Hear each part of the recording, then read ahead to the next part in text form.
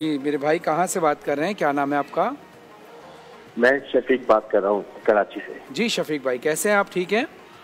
जी जी, मैं मौलाना साहब से बात कर सकता हूँ? जी ज़रूर, बात कीजिए। जी मौलाना साहब, एक अजीब सी मेरी तबीयत हो गई है, बहुत बेचैनी सी है, नहीं समझ में नहीं आ रहा मैं आपको बताऊं कि मसला क्या है।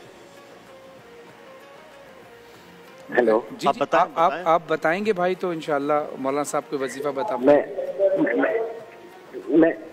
मैं आपको, मैं असल में वो मेरी जो बीवी है, मेरी बीवी और माँ की आपस में लड़ाई रहती थी हमेशा, तो मैंने उसके कहने पे ना अपनी माँ को ओल्ड हाउस भेज दिया।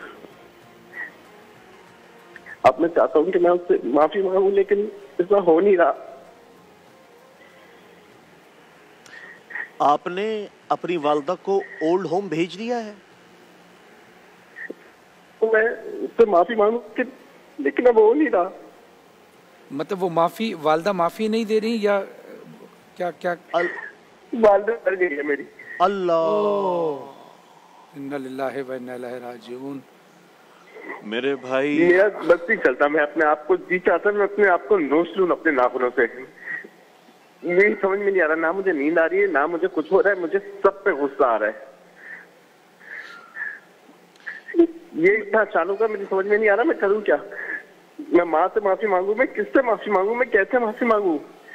मैं अपनी बीवी से बात नहीं करता, मैं अपने बच्चों को प्यार नहीं करता। मेरे भाई, आपकी गुफ्तगू सुन के ना मेरा जिगर मुंह को आने के करीब है। वो एक आशिक ने ना, अल्लाह, आशिक था, उसको माशूक ने कहा था कि माँ का जिगर लाओगे तो तुमसे शादी करूंगी। तो उस बदबख्त ने जाके माँ को छीरा, माँ का जिगर निकाला और चलता हुआ दौड़ा कि मैं अपने माशूक से कहूं कि ले, मैंने अपनी माँ का जिगर काट के तेरे सामने पेश कर दिया। तो वो भागने लगा। जब वो भागने लगा तो वो कहीं ठोकर लगी तो वो गिर गया।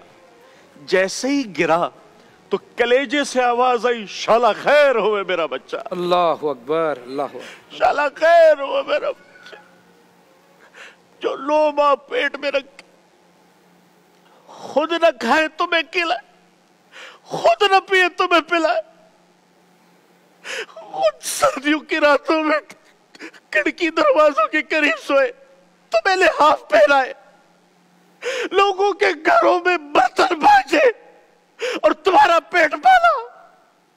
उसके बाल सफेद हो गए, उसकी आंखों का नूर चला गया, उसकी कान की समाधि चली गई, उसको शुगर लगा तेरी वजह से, उसको ब्लड प्रेशर हुआ तेरी वजह से, उसको कैंसर लगा तेरी वजह से, उसका जीना हराम हो गया। एक माँ, आज एक माँ ओल्ड होम में मर गई है, एक बेटे के हाथों, जिसके पैरों तले जमीन थी, जिसके पैरों तले जन्नत थी। तुमने उसी माँ का जनाजा निकाल दिया। तुम इस कायनात के कातिल हो, तुम इस कायनात के खूनी हो, जिसने तुम्हारे जैसे दरिंदे को जिंदगी दी, तुम्हारे जैसे दरिंदे को वजूद बख्शा। फरहान भाई, इस माशरे पे कयामत क्यों नहीं आएगी जहां माँ जैसी ममता को लोगों ने ओल्ड होम में बिठाया हुआ है।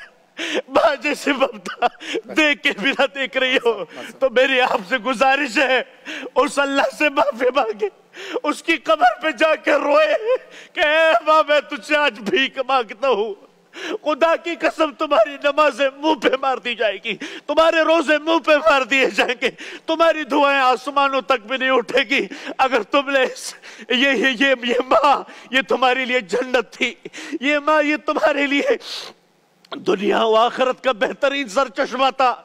लेकिन याद रखना, मैं थोड़ा जज्बाती इसलिए नहीं हुआ, हमारी माँ तो गुजर गई, हमें तो दुआएं देने वाला भी कोई, लेकिन जिसके पास नहीं है उससे जाके पूछो, उससे जाके पूछो उसमें क्या बीतती है।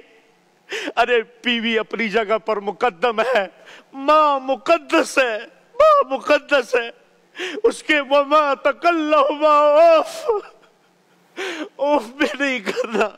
वो बिर्रहुमा कमा रब्बयानी सगीरा, कैसे तुम्हें नहलाया, कैसे तुम्हें खिलाया, नवाले बना बना के तुम्हें खिलाए, तुम्हारी उंगली पकड़ के तुम्हें चलना सिखाया, तुम्हें कभी लड्डू कहा, कभी अपनी आंखों का तारा कहा, कभी अपने दिल और जिगर का चैन कहा।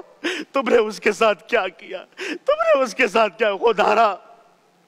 यदि आवाज जहां तक भी जाए अपनी माओ की कदर कर ले, जब तक के उस पे बट्टी ना पड़े अपने माओ की कदर करें।